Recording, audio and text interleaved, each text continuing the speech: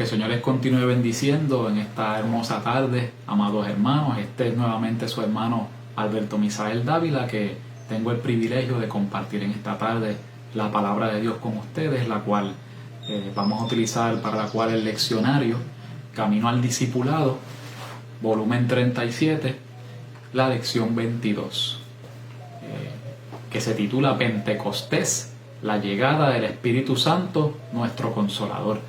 No es indispensable tener el leccionario, si lo tiene mejor me puede seguir en él, pero si no, en la presentación pues vamos a tener todos los puntos importantes y vamos a estar mencionando algunos textos bíblicos que puede tomar nota si así lo desea. O sea que Pentecostés, la llegada del Espíritu Santo, nuestro Consolador. Ese es el título de la lección.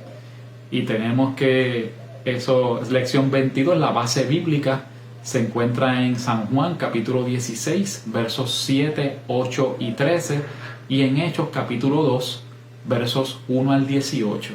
Y la lectura bíblica, ¿verdad?, que acostumbramos leer en las clases, va a ser la misma que se encuentra en la base bíblica, lo único que en la segunda parte, en Hechos capítulo 2, la lectura bíblica llega del verso 1 al 8, no llega al 18.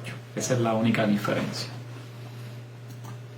Tenemos la afirmación fundamental que dice que la presencia del Espíritu Santo en nuestras vidas ha sido lo más grande y maravilloso que hemos podido experimentar. Y vamos a estar viendo a través de la lección de hoy, ¿verdad?, pues la importancia que tiene el Espíritu Santo en la vida del creyente. Fíjese que como introducción a la lección, en el título está Pentecostés, que es una celebración. Pues para poder entender lo que es Pentecostés, primero tenemos que entender la Pascua hebrea, porque el Pentecostés es una festividad ligada a la Pascua hebrea, que, ¿verdad?, en la palabra hebrea Pesaj, que significa salto, porque el ángel de la muerte obvió o saltó, ¿verdad?, las casas de los hebreos durante la 10ª plaga en Egipto, la plaga de la muerte de los primogénitos. Y interesantemente el Señor le pide, ¿verdad?, al pueblo hebreo que marque con sangre los dinteles de las puertas, de sangre de cordero, para evitar, ¿verdad?, la entrada del ángel de la muerte a sus casas, haciendo un anticipo de lo que sería la salvación de la muerte eterna a través de la sangre del Cordero de Dios, que es Jesucristo. Y ocurre, ¿verdad?, ese hecho. De ahí viene la celebración de la Pascua o el salto, ¿verdad? Pero también tenemos la celebración judía de Pentecostés, que Pentecostés viene de quincuagésimo. También se le conoce como Shavuot o fiesta de las semanas, y se le conoce de esa manera porque son aproximadamente 7 semanas luego de que sale el pueblo, ocurre la 10ª plaga, sale el pueblo de Egipto, y 7 semanas son 7 por 7, 49, más un día más, 50 días.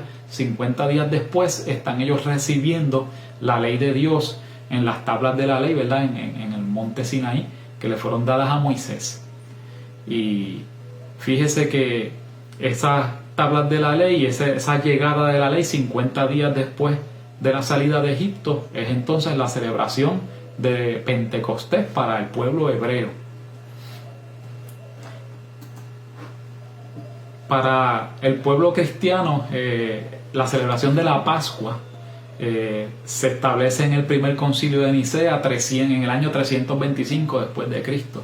O sea que fue siglos después de la vida y la muerte y resurrección de Cristo, y mucho después de que ya los discípulos hubiesen pasado a la eternidad, es que se establece la Pascua cristiana, que era análoga a la Pascua hebrea, pero esta era para celebrar la resurrección de Jesucristo, y por eso también le llaman Pascua de Resurrección. Hay otros símbolos que se añadieron más adelante dentro de la Pascua del cristianismo católico romano, como lo es el conejo de Pascua y el huevo de Pascua.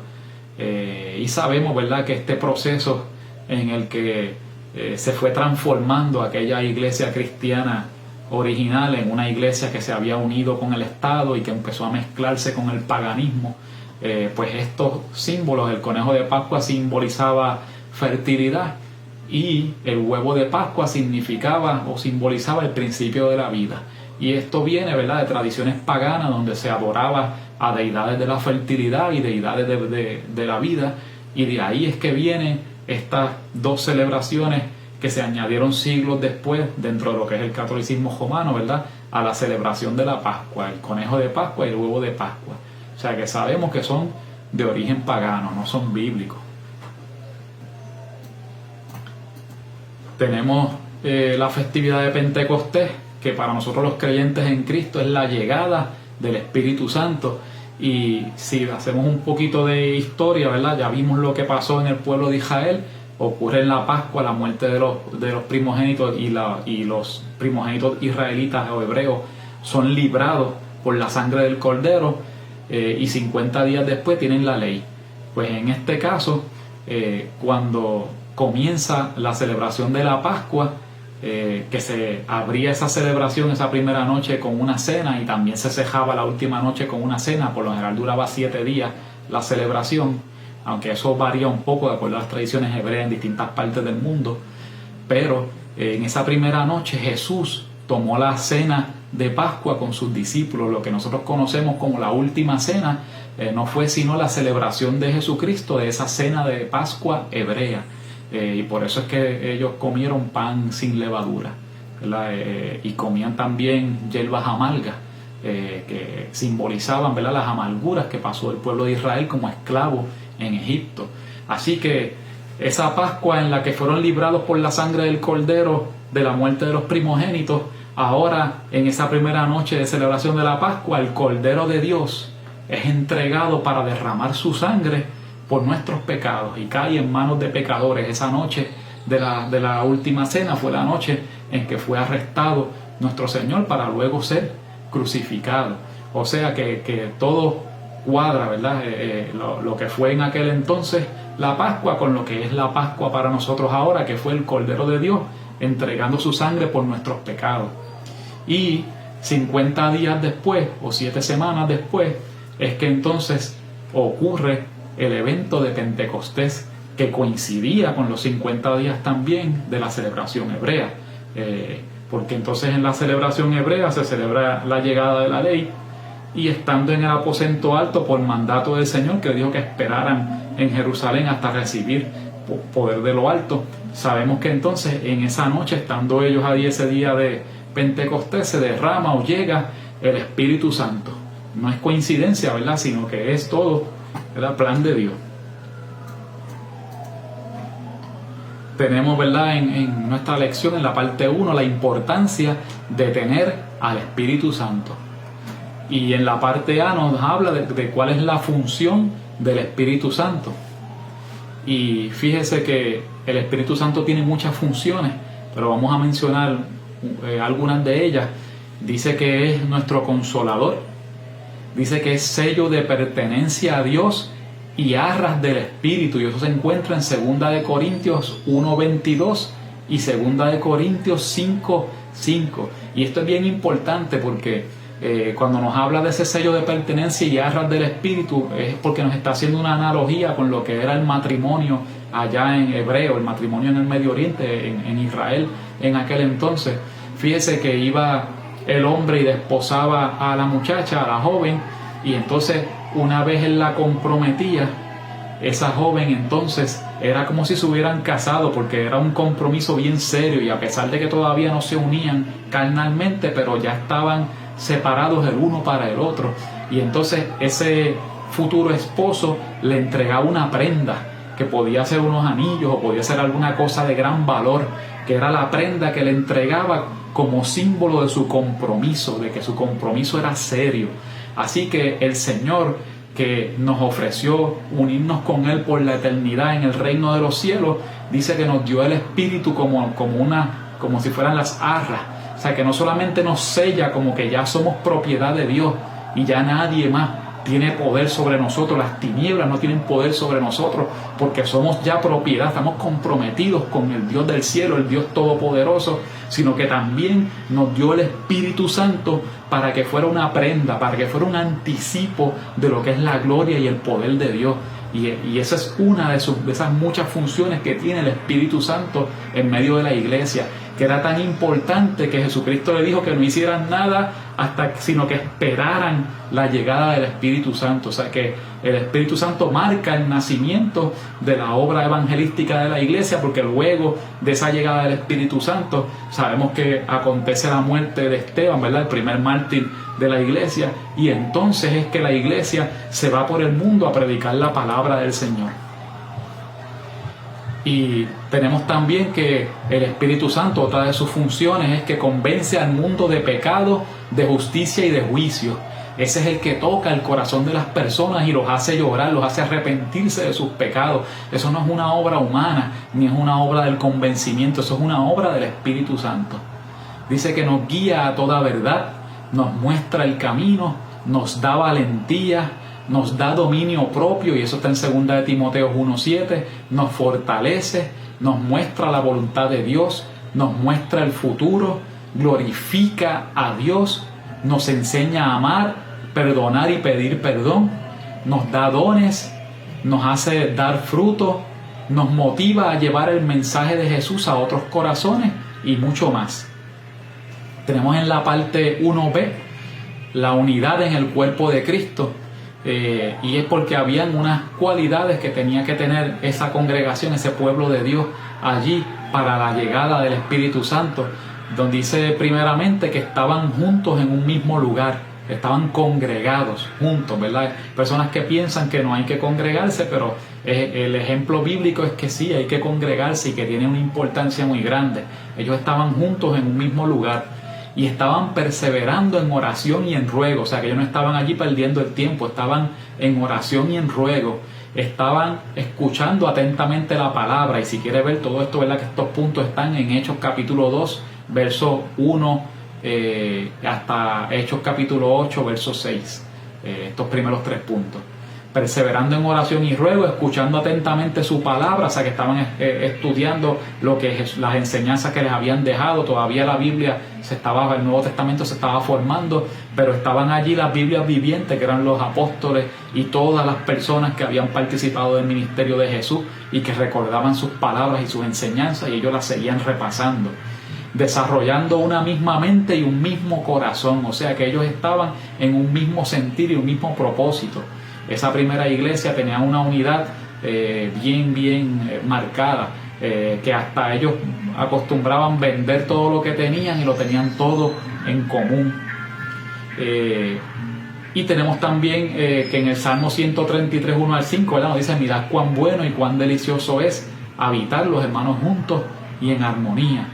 Y otro punto de esa unidad del cuerpo de Cristo era que estaban dando a conocer su palabra con valor. Hechos 4, 23 al 30, ellos predicaban la palabra. O sea, que no solamente estaban unidos allí en oración, en ruego, escuchando y compartiendo la palabra, desarrollando una misma mente y un mismo corazón, sino que estaban compartiendo eso que habían recibido con otros. Y sabemos de todos los milagros, ¿verdad? Con la sombra de Pedro se sanaban los enfermos, y el que estaba sentado a la puerta de la hermosa, ¿verdad?, que se levantó, y que el Señor hizo tantos milagros a través de esa iglesia que estaba allí en Jerusalén.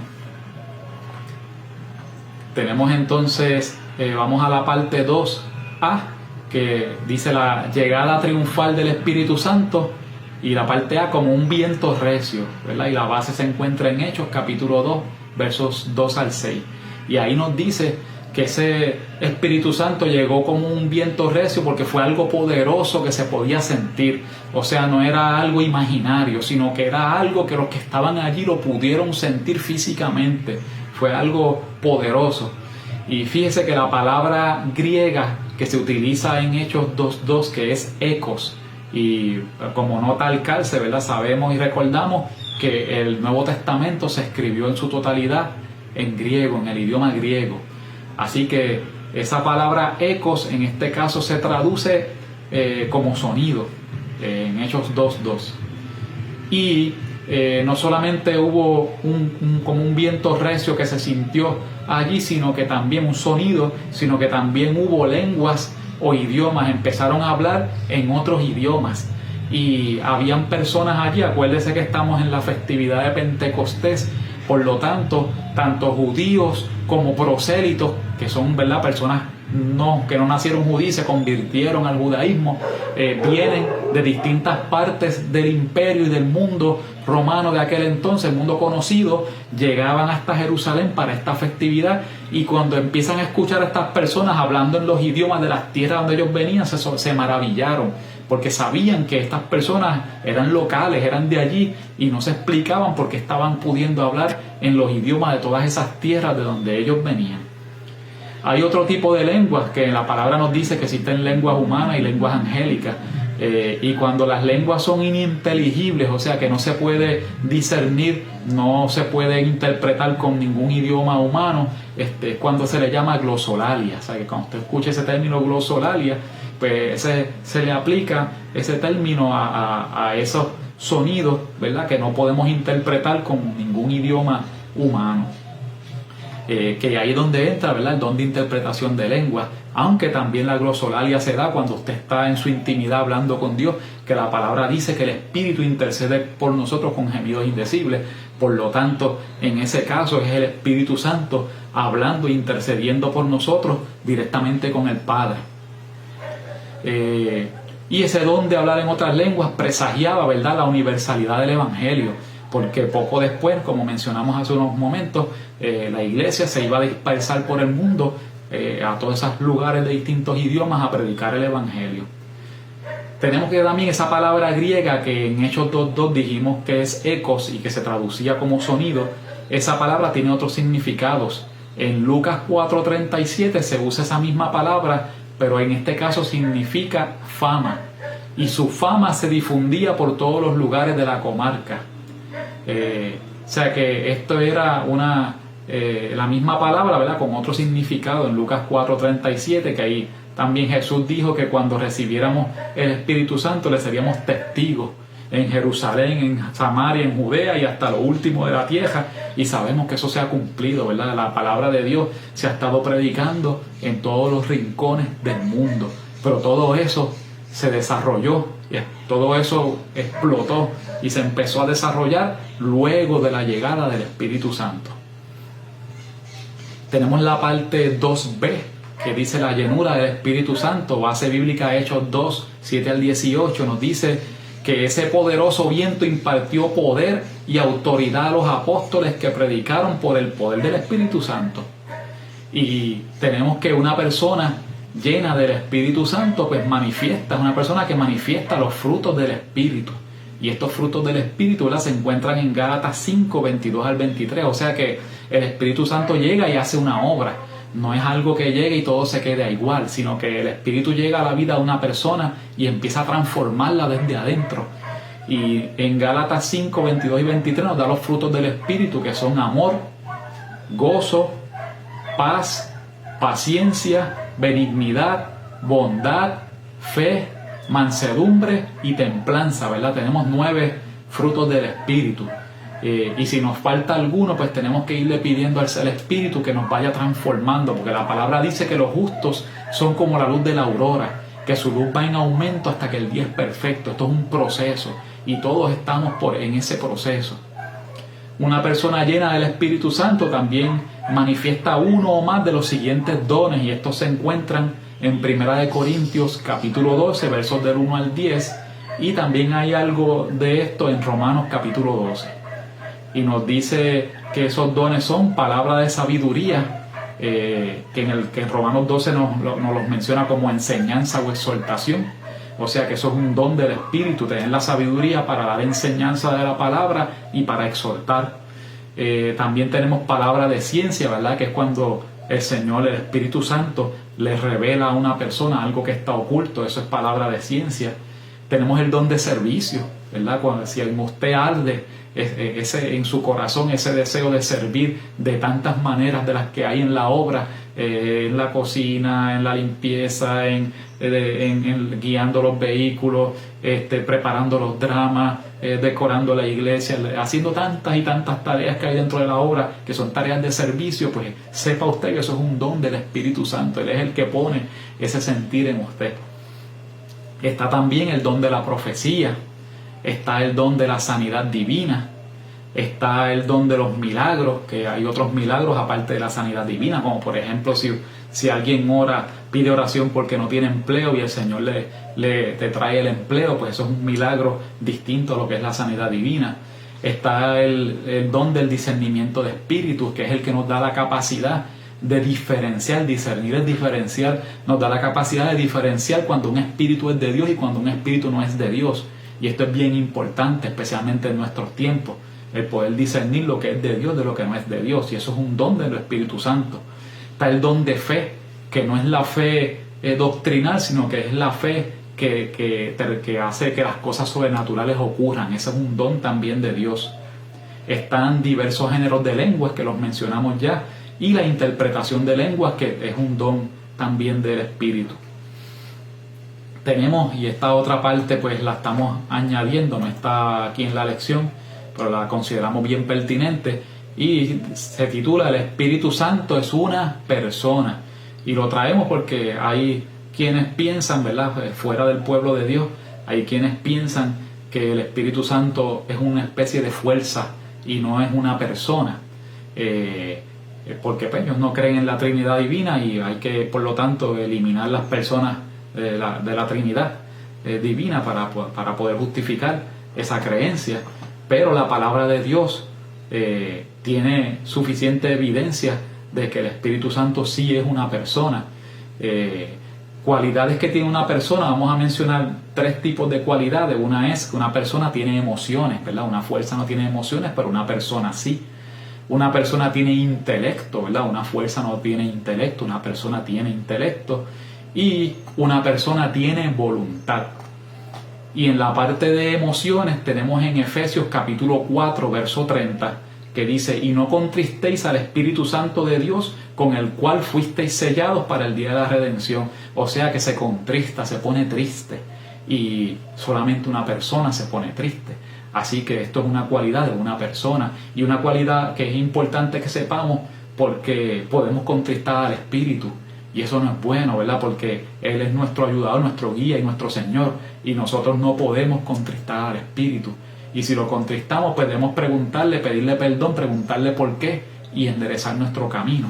Pero eso es una cualidad, ¿verdad?, de una persona. Tenemos también en emociones, tenemos Romanos 15:30. Romanos 15:30 dice: pero os ruego, hermanos, por nuestro Señor Jesucristo y por el amor del Espíritu, que me ayudéis orando por mí a Dios. O sea que el Espíritu tiene amor, y una fuerza no ama, solamente una persona puede amar. Tenemos también Santiago 4, verso 5. ¿O pensáis que la Escritura dice en vano: el Espíritu que ha hecho morar en nosotros nos anhela celosamente? O sea que el Espíritu nos anhela. Solamente las personas tienen anhelos, y nos anhela celosamente. O sea que el Espíritu es celoso con nosotros, no nos comparte con el mundo. Y eso es otra cualidad, ¿verdad?, de una persona. En la parte de que tiene intelecto tenemos 1 Corintios capítulo 2, versos 10 y 11. Dice: pero Dios nos las reveló a nosotros por el Espíritu, porque el Espíritu todo lo escudriña, aún lo profundo de Dios. Porque ¿quién de los hombres sabe las cosas del hombre sino el espíritu del hombre que está en él? Así tampoco nadie conoció las cosas de Dios sino el Espíritu de Dios. Y esto es importante, ese texto, porque alguien puede decir: no, es que está hablando del espíritu del hombre. No, aquí nos hace la diferencia de que existe el espíritu del hombre, pero existe el Espíritu de Dios. Y aquí nos está diciendo, ¿verdad?, que el Espíritu escudriña aún lo profundo de Dios, tiene intelecto para escudriñar aún las cosas más profundas de Dios. En Romanos capítulo 8, verso 27, y seguimos en la parte del intelecto, dice: mas el que escudriña los corazones sabe cuál es la intención del Espíritu, porque conforme a la voluntad de Dios intercede por los santos.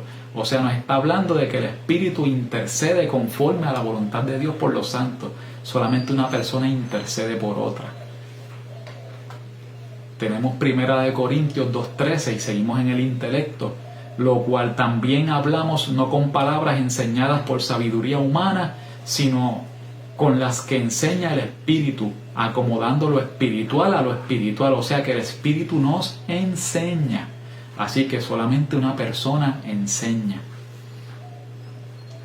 Vamos entonces también a la otra cualidad. Mencionamos, ¿verdad?, que en cualidades de persona tiene emociones, tiene intelecto y también mencionamos tiene voluntad. Y en Hechos 13:2 dice, ministrando estos al Señor y ayunando, dijo el Espíritu Santo, apartadme a Bernabé y a Saulo para la obra a que los he llamado. Ahí no solamente está dando una instrucción como persona que le está pidiendo que le aparten a Bernabé y a Saulo, sino que se está atribuyendo la obra, dice la obra a la que los he llamado. O sea que ahí se ve que es el Espíritu Santo, tiene voluntad, es una persona y también es Dios, es a la obra a la que Él los está llamando. Primera de Timoteo 4:1 nos dice, pero el Espíritu dice claramente que en los postreros tiempos algunos apostatarán de la fe, escuchando espíritus engañadores y a doctrinas de demonios. Mencionamos algo de esto ahorita, ¿verdad? Aquí está el Espíritu hablando de profecías acerca del futuro. Otra vez es una persona y nos está profetizando acerca de lo que acontecería en el futuro, que es el tiempo que vivimos hoy en día, ¿verdad? Donde hay apostasía, donde se escucha espíritus engañadores y a doctrinas de demonios. Y hace que sea más importante que nunca el que tengamos la dirección del Espíritu, porque, ¿verdad?, dijimos que uno de los dones del Espíritu es el discernimiento, el poder saber y diferenciar entre lo que es de Dios y lo que no es de Dios. Y tenemos con la parte final, ¿verdad?, el resumen y aplicación práctica. Nos dice, ¿verdad?, que para que el Espíritu Santo pueda obrar y manifestarse, la iglesia de Jesucristo tiene que estar en un mismo sentir, en un mismo pensamiento, ¿verdad? Y sabemos que estar juntos en un lugar no es lo mismo, ¿verdad?, que estar en un mismo sentir. Podemos estar en un sitio juntos, pero no necesariamente estar en un mismo sentir. El Espíritu Santo que llegó a nosotros en Pentecostés representa la presencia de Dios en medio de la iglesia. Él nos dirige en nuestro paso por este mundo, nos consuela en las aflicciones, ilumina nuestro camino para que no andemos en tinieblas y nos da el poder para vencer sobre toda circunstancia. Y pues con eso cerramos esta lección de hoy. Que el Señor añada bendición a su palabra. Dios les bendiga.